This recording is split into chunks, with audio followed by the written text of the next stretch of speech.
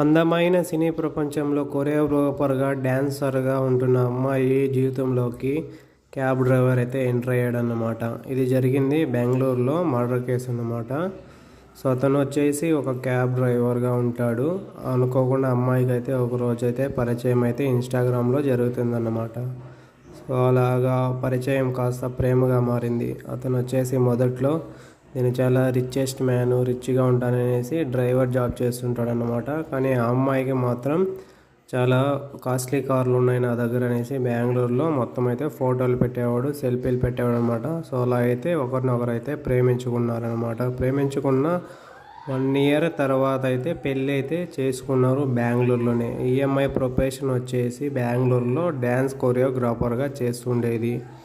So final వరకు పెళ్ళైన తర్వాత 6 మంత్స్కి అయితే అతను ఒక క్యాబ్ డ్రైవర్ అనేది అమ్మాయికి అయితే తెలిసిందనమాట. సో అతను వచ్చేసి చిక్కబళ్ళాపురలో ఉంటున్నాడు. సో ఇద్దరు పెళ్ళైన తర్వాత అయితే బెంగళూరులోనే ఉండేవాళ్ళన్నమాట ఒకటిగా. సో అలాగా 6 నెలల తర్వాత అయితే తెలిసిన తర్వాత ఇద్దరికి గొడవలు వచ్చాయన్నమాట.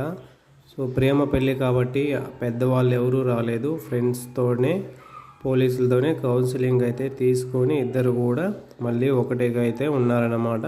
సో ఇలా జరిగిన తర్వాత ఒకటిగా ఉన్నారు. తర్వాత ఒక 1 ఇయర్ అయిన తర్వాత అనుకోకుండా ఒక రోజు అతను తన వైఫ్ పైన అయితే చాలా అనుమానం పడేవాడు అన్నమాట. సో ఒకరోజు లాస్ట్ ఆగస్టు 23కి ఇంట్లో అయితే ఒకటే అమ్మాయి ఉండిందన్నమాట. ఇతనైతే ఒక 1 మంత్ అయితే మాట్లాడలేదు, వేరేగా ఉంటున్నాడు.